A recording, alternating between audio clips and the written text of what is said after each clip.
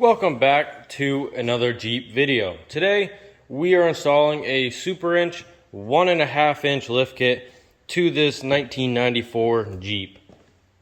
Now I have installed the rear and I started videoing the rear, but things went a little sideways and videoing wasn't a factor anymore. But I will say this kit does come with the drop transfer brackets, and those have to go in first. What I found was when I was doing the rear, I had everything taken apart for this rear system on both sides. I went to put it on, but because of the drive shaft, the angle of pretty much like the lineup holes, like the pinholes in the leaf springs, I couldn't get them to line up and sandwich properly without this transfer case dropped, just because of the angles of the rear end. Now, with that said, you are going to need to either buy your own bolts or get washers, because the supplied bolts, I'll show you them. I'll see if I have, this is a stock one. You can see how they're tapered with the big nut on top. These are the short ones that are originally in there. Now, the ones that are in here I hate, and I thought Superlift would be a little better about it, being the old and pretty trustworthy lift company that they are. But one, they are tapered and they are longer, but the head of their bolt is pretty much the size of the head of the nut on the factory bolts. And this middle one you can see isn't here because it went all the way through. And I didn't realize that until it was too late. I had to take all the other ones off just to throw a washer on it. And that sucks because it kind of ruins the whole point of being tapered. Now I did tighten them up enough to where that washer is kind of folding, but it's almost pointless now. And then also this Allen head, whatever you want to call it, the hex head, I hate those. And especially living up in Maine where I am, where things get a little rusty, a couple years down the line, if I ever have to pull these out, there's a high chance they're just going to strip and just lead to a lot of issues. And I have a feeling I'm going to have to weld the nut on there just to get it out. If it was later on, I might try to source a couple of these at the store, just longer ones, and throw those in there, because that'll make me feel a lot better about that whole situation. But another issue I had putting those drop brackets in, luckily you're going to want one of these, some sort of spud wrench.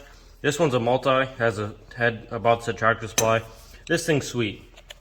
But basically what this is you can realign all your holes.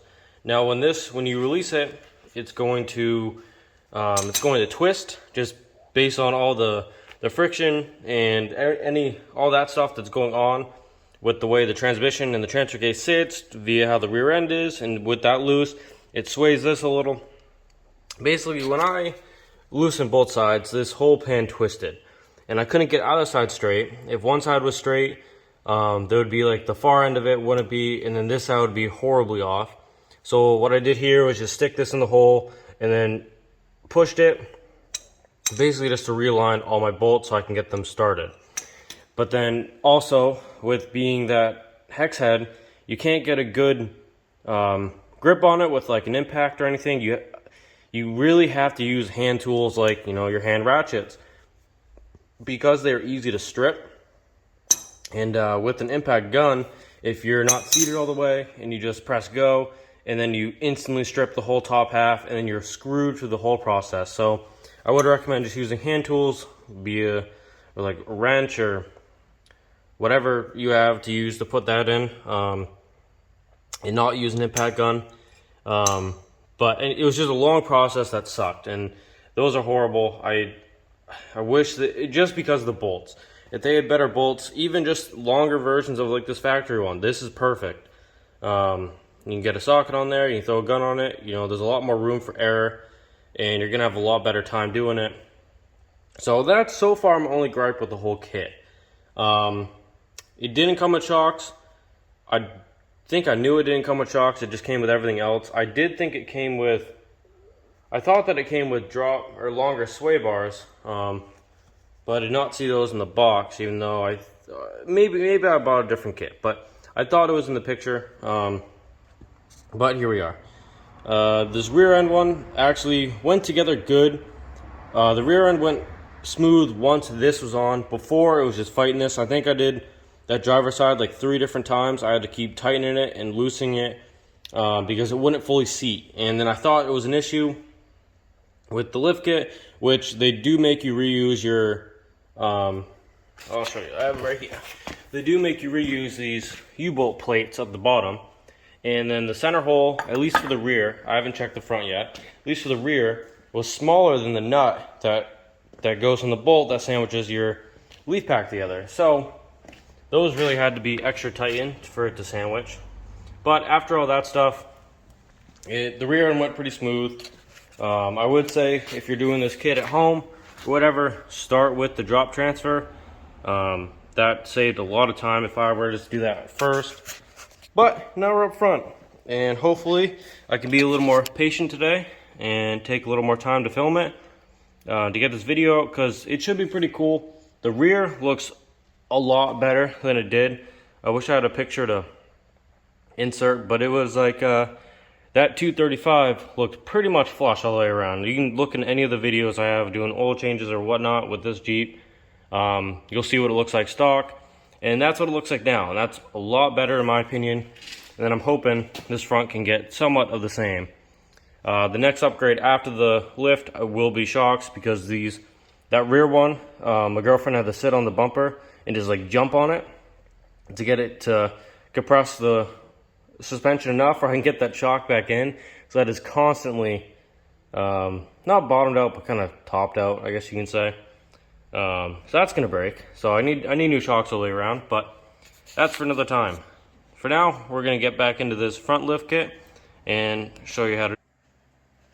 We have now thrown in the front driver's side leaf spring just from the hangers so far, but one thing I want to mention when you're taking it off, they do mention disconnecting both ends of the sway bar, just the end links. You really only need to do the bottom. It's going to be a little harder if you just do one, but sometimes after a really long time, like this one's pretty frozen up top, and you don't really have a lot of room and a lot of leverage to beat that out, or at least I don't. So we just did the bottom here, and then in this bracket, as you saw on the other side, has the hanger, and then as you take this bracket off, you can kind of just, it'll do one of these, and you can kind of beat this out with a hammer. A lot easier than taking out this front one, or the top rather. Now I will say on this passenger side though, the bolt was broken, so I actually just had one of these laying around. So the top was super easy to get out for me, but the bottom was a little harder. So I just left the bottom attached in this one, did the opposite. But you guys kind of do whatever you have available to you to make it easier. This is just the way I did it.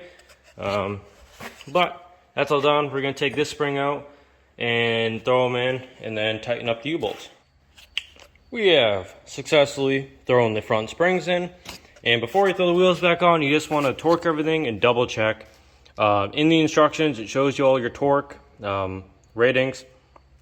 These U-bolts want 100, and these you want to check at least 2 or 3 times, because as you go around, you'll find as things get to let's say one side gets to 100, you go to the other side, that gets to 100. By the time you make it all the way around, this one isn't actually at 100 again, because the spacing got closer everywhere. So you want to go around a few times, make sure that's good to go.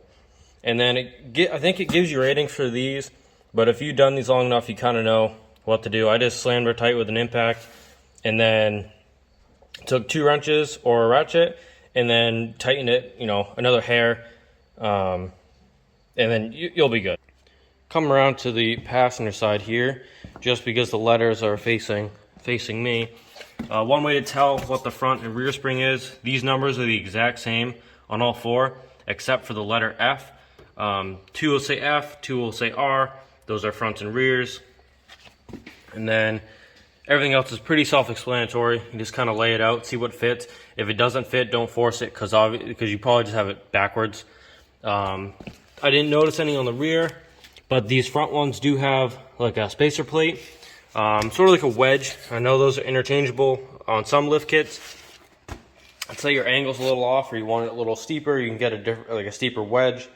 But your spring only goes one way, so your wedge only goes one way, and the higher end is in the front in this case.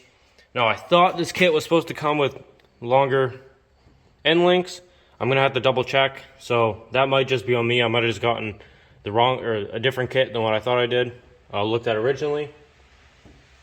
But either way, you just want to make sure everything's tight before you throw your wheels on, and we'll get you guys a final look. We have now thrown all 4 wheels back on to successfully finish the Superlift 1.5 inch lift kit. Now, being only 1.5, I didn't think it would matter that much, and really, all things considered, it hasn't changed too much, but it looks a lot better, and it actually, in a little ride around, it feels better. Before, everything was super harsh. Any little bump, you felt like you're just sinking through the floor. But now it kind of feels like you're riding more on a cloud when you hit aggressive bumps. It is a little more rocky and a little more bumpy. But part of that might be because these shocks are not set up optimally for the lift kit. They're maxed out and they're not really enjoying life too much. So we'll have to give you guys a little update once we throw new shocks on and see how it really rides. But that's going to be it for today. There will be a follow-up video along with how this is all holding up and retorquing everything, see how much things change over about a week or so, maybe like a month. But thanks for tuning in. Thanks for watching. Let me know what you think. Let me know if you have any other tips and tricks on how to make this easier, especially for other people. This is probably one of the last Jeep lift kits I'll ever do. But anybody who's curious, knowledge is power, and knowledge makes everything easier. Thank you, everybody, for tuning in to this episode.